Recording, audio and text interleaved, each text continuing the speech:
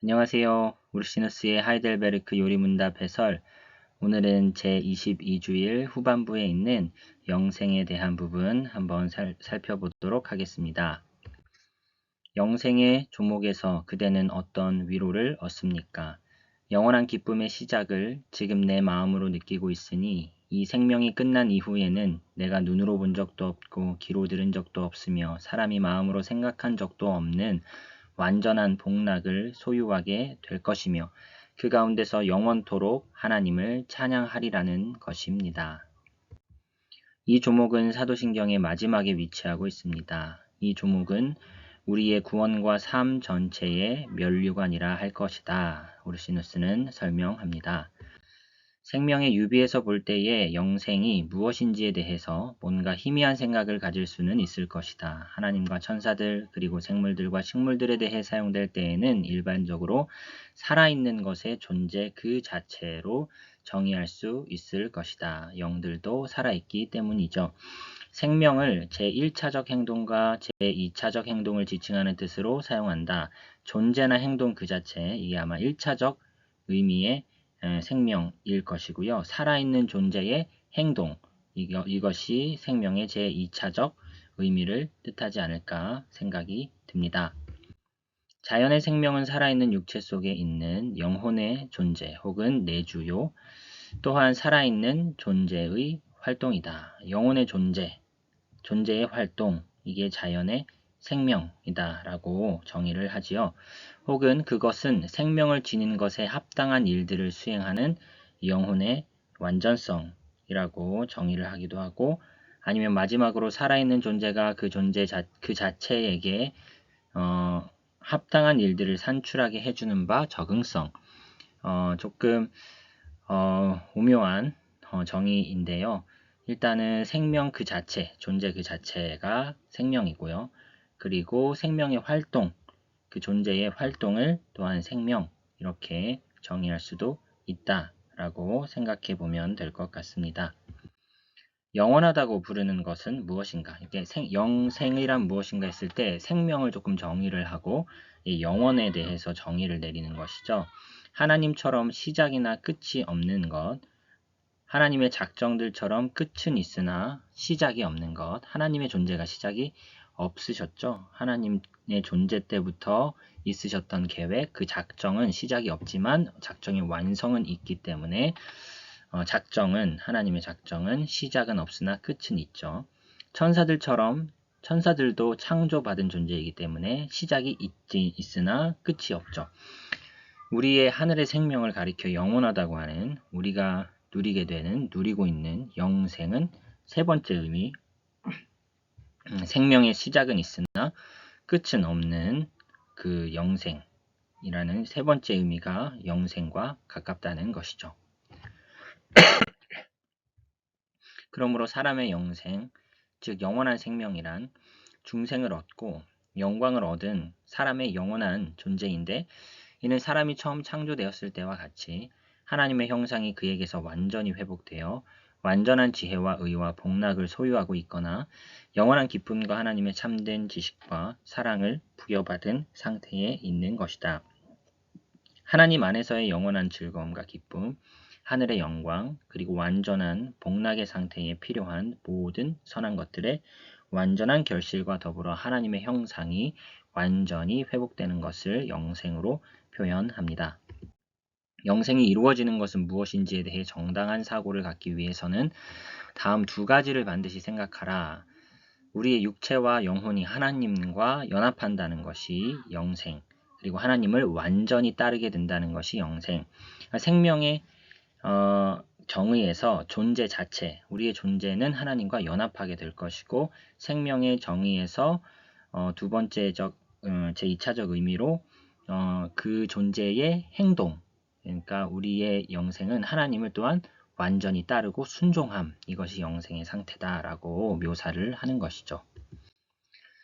악인도 영원히 살지 않습니까? 그러나 그저 불멸한다고 해서 영생을 누린다라고 말하는 것이 아니고요.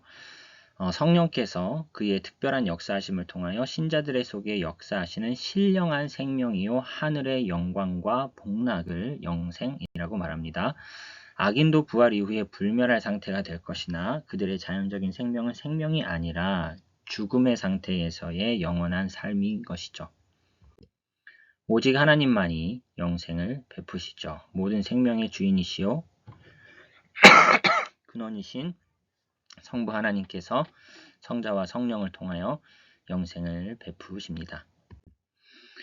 복음 사역자들도 영생을 베푼다는 표현에 대해서는 사역자들은 그리스도께서 그의 능력으로 역사하실 때에 사용되는 도구에 지나지 않는다라고 차별성을 둡니다. 그러나 그리스도께서는 또한 그에게 전해지는 능력으로 생명을 주신다. 그리스도의 스스로의 능력으로 영생을 주시는가? 그리스도도 그 능력을 받아서 우리에게 영생을 베푸시는 것 아닌가? 그러니까 영생의 근원은 그리스도가 아니다. 이런 말을 하고 싶은 거죠. 그러나 그것은 본성적이며 영원한 발생을 통해서 전해진 것이다. 그러므로 자기 자신의 능력으로 생명을 주시는 것이다 라고 말할 수 있다는 것입니다. 영생은 영원전부터 택한 자들에게나 혹은 금생에서 회심하는 자들에게만 주어진다. 이 택한 자들과 회심하는 자들 두 종류가 따로따로 있는 것은 아니겠지요. 믿음과 회개는 택한 자들에게만 고유한 것이다. 이것을 연결시키죠. 영생이 누구에게 주어지는가? 라는 질문에 대해 나은 답변은 회심한 자들에게 주어지는 것이다. 라기보다는 그보다 그 원인이 되는, 회심의 원인이 되는 이 택함, 즉 본질적으로 궁극적으로 택함 받은 자들에게 영생이 주어진다. 라고 우리는 말해야 할 것입니다. 영생은 우리의 현재의 행위나 혹은 앞으로 착하게 살 그 예견된 어떠한 행위 때문에 주어지는 것이 아니고 영생이 시작되기 전 혹은 하나님께 회심하기 전에는 우리의 행위들이 영원한 사망을 받아 마땅한 것들이다. 그러니까 예수 그리스도가 오시기 전에 우리의 행위는 예수 그리스도를 영접하기 전에 우리의 행위는 영원한 형벌을 받아 마땅한 것들 뿐인 거죠. 행위들로서 영생을 얻을 수 없다. 우리의 행위가 영생이 주어지는 원인일 수 없다라는 것이죠. 영생은 믿음을 통하여 우리에게 주어지며 믿음은 복음의 도리와 성령의 내적인 유효적 역사하심으로 말미암아 주어진다. 성령께서는 말씀을 통하여 하나님과 그의 뜻에 대한 지식을 갖게 되는데 그 지식에는 더욱더 하나님을 친밀하게 알고자 하며 또한 하나님의 뜻을 따라 살고자 하는 간절한 열심이 수반된다. 영생의 시작을 얻는 일상적인 방법은 말씀의 사역을 통하는 것이다. 행위가 아니고 믿음이고 믿음은 말씀으로 말미암아 얻어지는 것으로 설명을 하고 있습니다. 영생의 시작은 이미 이 세상에서 주어진다. 그러나 영생의 완성은 내생을 위하여 예비된 상태에 있는데 그것은 이 세상에서 영생의 시작을 누리는 자들 외에는 아무도 얻을 수 없는 것이다. 그래서 현세에서 궁극적으로 내생에서 누리게 될 영생의 은총을 분명히 현세에서도 연속적으로 이어지고 있고 이미 누리고 있는 것으로 설명을 하고 있는 것이죠. 따라서 금생에서 영생의 시작을 누리지 못하는 자는 내생에서 영생을 누릴 리 만무하다. 뭐 이런 아주 긴밀한 연계성을 주장하는 것이죠. 우리는 영생을 누릴 것이고 누리고 있다. 이렇게 설명을 할 수 있다는 것입니다. 영생에 대해 확신을 갖는 것은 가능할 뿐 아니라 우리의 의무다라고 설명을 합니다.